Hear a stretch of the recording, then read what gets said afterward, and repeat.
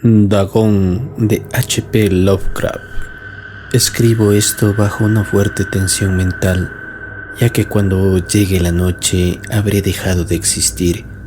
Sin dinero y agotada mi provisión de droga, que es lo único que me hace tolerable la vida, no puedo seguir soportando más de esta tortura. Me arrojaré desde esta ventana de la buhardilla a la sórdida calle de abajo. Pese a mi esclavitud a la morfina, no me considero un débil ni un degenerado. Cuando hayan leído estas páginas atropelladamente garabateadas, quizás se hagan idea, aunque no del todo, de por qué tengo que buscar el olvido o la muerte.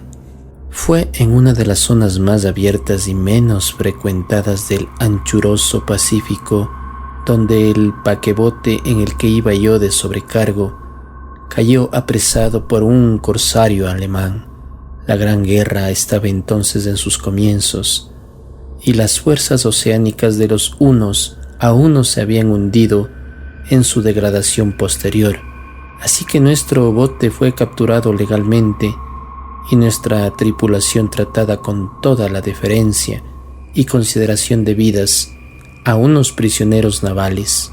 En efecto, tan liberal era la disciplina de nuestros opresores que 5 días más tarde conseguí escaparme en un pequeño bote con agua y provisiones para bastante tiempo. Cuando al fin me encontré libre y a la deriva, tenía muy poca idea de cuál era mi situación. Navegante poco experto, solo sabía calcular de manera muy vaga, por el sol y las estrellas, que estaba algo al sur de Ecuador. No sabía en absoluto en qué longitud y no se divisaba isla ni costa algunas. El tiempo se mantenía bueno y durante incontables días navegué sin rumbo, bajo un sol abrasador, con la esperanza de que pasara algún barco o de que me arrojaran las olas a alguna región habitable.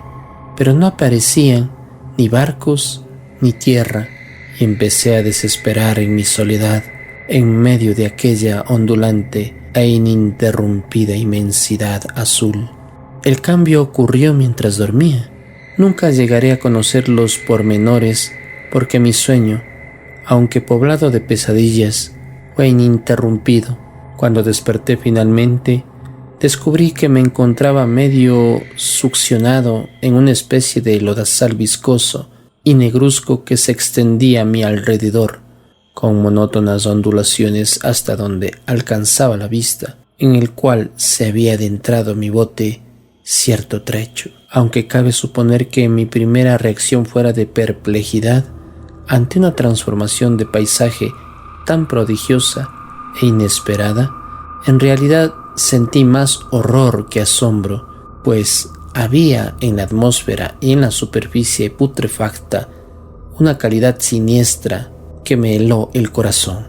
La zona estaba corrompida de peces descompuestos y otros animales menos identificables que se veían emerger en el cieno de la interminable llanura. Quizá no deba esperar transmitir con meras palabras lo indecible, repugnancia que puede reinar en lo absoluto del silencio y la estéril inmensidad.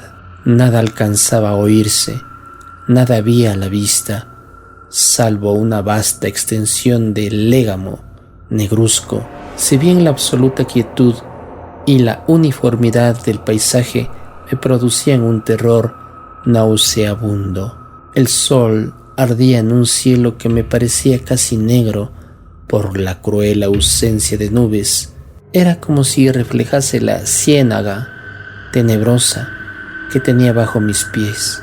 Al meterme en el bote encallado, me di cuenta de que solo una posibilidad podía explicar mi situación. Merced a una conmoción volcánica, el fondo oceánico había emergido a la superficie, sacando a la luz regiones que durante millones de años habían estado ocultas bajo insondables profundidades de agua. Tan grande era la extensión de esta nueva tierra emergida debajo de mí que no lograba percibir el más leve rumor de oleaje, por mucho que aguzaba el oído. Tampoco habían aves marinas que se alimentaran de aquellos peces muertos. Durante varias horas estuve pensando y meditando, sentado en el bote, que se apoyaba sobre un costado y proporcionaba un poco de sombra al desplazarse el sol en el cielo.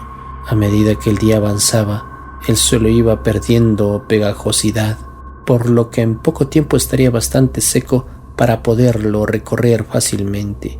Dormí poco esa noche y al día siguiente me preparé una provisión de agua y comida a fin de emprender la marcha en busca del desaparecido mar y de un posible rescate. El hedor a pescado era insoportable, pero me tenían preocupado cosas más graves para que me molestase este desagradable inconveniente, y me puse en marcha hacia una meta desconocida.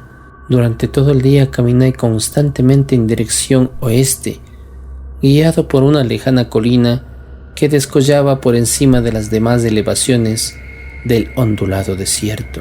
Acampé esa noche y al día siguiente proseguí la marcha hacia la colina, aunque parecía escasamente más cerca que la primera vez que la descubrí.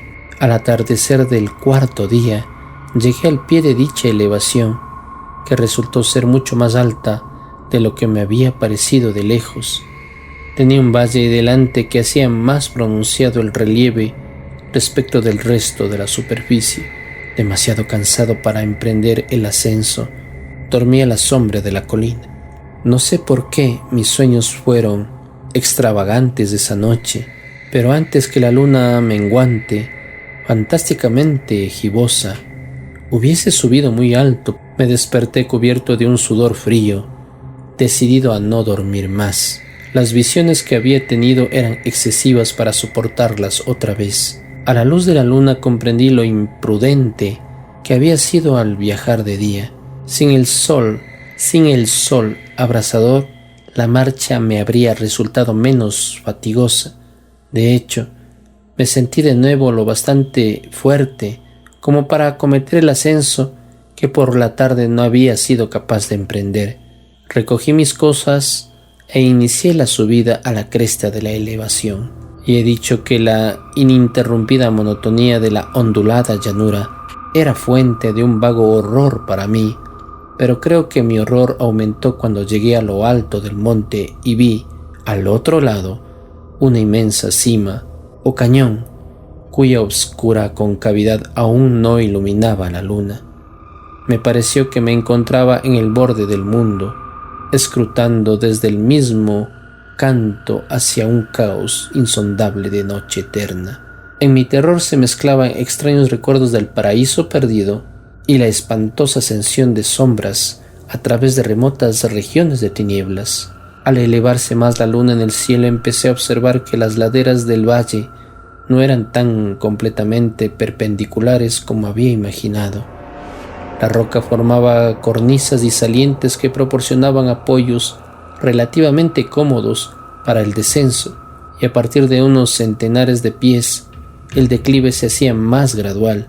Movido por un impulso que no me es posible analizar con precisión, bajé trabajosamente por las rocas hasta el declive más suave, sin dejar de mirar hacia las profundidades estigias donde aún no había penetrado la luz. De repente me llamó la atención un objeto singular que había en la ladera opuesta, el cual se erguía enhiesto como a un centenar de yardas de donde estaba yo.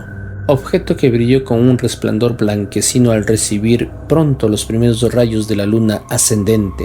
No tardé en comprobar que era tan solo una piedra gigantesca, pero tuve la clara impresión de que su posición y su contorno no eran enteramente obra de la naturaleza. Un examen más detenido me llenó de sensaciones imposibles de expresar, pues pese a su enorme magnitud y su situación en un abismo abierto en el fondo del mar, cuando el mundo era joven, me di cuenta, sin posibilidad de duda, de que el extraño objeto era un monolito perfectamente tallado, cuya imponente masa había conocido el arte y quizá el culto de criaturas vivas y pensantes. Confuso y asustado, aunque no sin cierta emoción de científico o de arqueólogo, examiné mis alrededores con atención.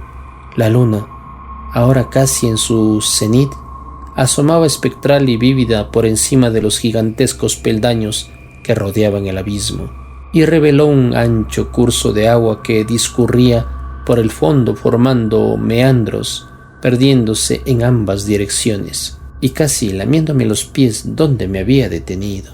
Al otro lado del abismo, las pequeñas olas bañaban la base del ciclópeo monolito, en cuya superficie podía distinguir ahora inscripciones y toscos relieves.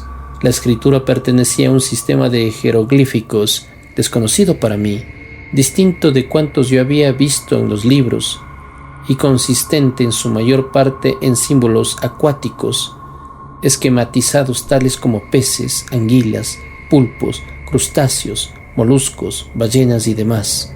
Algunos de los caracteres representaban evidentemente seres marinos desconocidos para el mundo moderno, pero cuyos cuerpos en descomposición había visto yo en la llanura surgida del océano.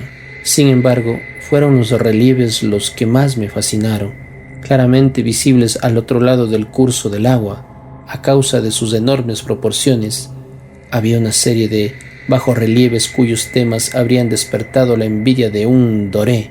Creo que estos seres pretendían representar hombres, al menos cierta clase de hombres, aunque aparecían retozando como peces en las aguas de alguna gruta marina, o rindiendo homenaje a algún monumento monolítico bajo el agua también. No me atrevo a descubrir con detalle sus rostros y sus cuerpos, ya que el mero recuerdo me produce vahidos, más grotescos de lo que podría concebir la imaginación de un Poe o de un Bulwer. Eran detestablemente humanos en general, a pesar de sus manos y pies palmeados, sus labios espantosamente anchos y flácidos, sus ojos abultados y vidriosos, y demás rasgos de recuerdo menos agradable. Curiosamente parecían cincelados sin la debida proporción, con los escenarios que servían de fondo, ya que uno de los seres estaba en actitud de matar una ballena de tamaño ligeramente mayor que él. Observé, como digo, sus formas grotescas y sus extrañas dimensiones, pero un momento después decidí que se trataba de dioses imaginarios de alguna tribu pescadora o marinera, de una tribu cuyos últimos descendientes debieron de perecer antes que naciera el primer antepasado del hombre, de Piltdown o de Neandertal. Aterrado ante la visión inesperada y fugaz de un pasado que rebasaba la concepción del más atrevido antropólogo, me quedé pensativo, mientras la luna bañaba con misterioso resplandor el silencioso canal que tenía ante mí. Entonces, de repente, lo vi. Tras una leve agitación que delataba su ascensión a la superficie, la entidad surgió a la vista sobre las aguas obscuras. Inmenso, repugnante, aquella especie de polífeno saltó hacia el monolito como un monstruo formidable y pesadillesco, y lo rodeó con sus brazos enormes y escamosos, al tiempo que inclinaba la cabeza y profería ciertos gritos acompasados. Creo que enloquecí entonces. No recuerdo muy bien los detalles de mi frenética subida por la ladera y el acantilado, ni de mi delirante regreso al bote varado. Creo que canté mucho y que reí incesantemente cuando no podía cantar. Tengo el vago recuerdo de una tormenta poco después de llegar al bote. En todo caso, sé que oí el estampido de los truenos y demás ruidos que la naturaleza profiere en sus momentos de mayor irritación. Cuando salí de las sombras, estaba en un hospital de San Francisco. Me había llevado allí el capitán del barco norteamericano que había recogido mi bote en medio del océano. Hablé de muchas cosas en mis delirios, pero averigüé que nadie había hecho caso de las palabras. Los que me habían rescatado no sabían nada sobre la aparición de una zona de fondo oceánico en medio del Pacífico, y no juzgué necesario insistir en algo que sabía que no iban a creer. Un día fui a ver a un famoso etnólogo y lo divertí haciéndole extrañas preguntas sobre la antigua leyenda filistea en torno a Dagón, el dios pez. Pero enseguida me di cuenta de que era un hombre irremediablemente convencional y dejé de preguntar. Es de noche, especialmente cuando la luna se vuelve gibosa y menguante, cuando veo a ese ser. He intentado olvidarlo con la morfina, pero la droga solo me proporciona una cesación transitoria y me ha atrapado en sus garras, convirtiéndome irremisiblemente en su esclavo. Así que voy a poner fin a todo esto. Ahora que he contado lo ocurrido para información o diversión desdeñosa de mis semejantes, muchas veces me pregunto si no será una fantasmagoría, un producto de la fiebre que sufrí en el bote a causa de la insolación, cuando escapé del barco de guerra alemán. Me lo pregunto muchas veces, pero siempre se me aparece una respuesta, una visión monstruosamente vívida. No puedo pensar en las profundidades del mar sin estremecerme ante las espantosas entidades que quizás en este instante se arrastran y se agitan en su lecho fangoso, adorando a sus antiguos ídolos de piedra y esculpiendo sus propias imágenes detestables en obeliscos submarinos de mojado granito. Pienso en el día que emerjan de las olas y se lleven entre sus garras de vapor humeantes a los endebles restos de una humanidad exhausta por la guerra, en el día en que se hunda la tierra y emerge el fondo del océano en medio del universal pandemonio. Se acerca el fin. Oigo ruido en la puerta, como si forcejearan en ella un cuerpo inmenso y resbaladizo. No me encontrará, Dios mío, esa mano. La ventana. Historias de ultratumba.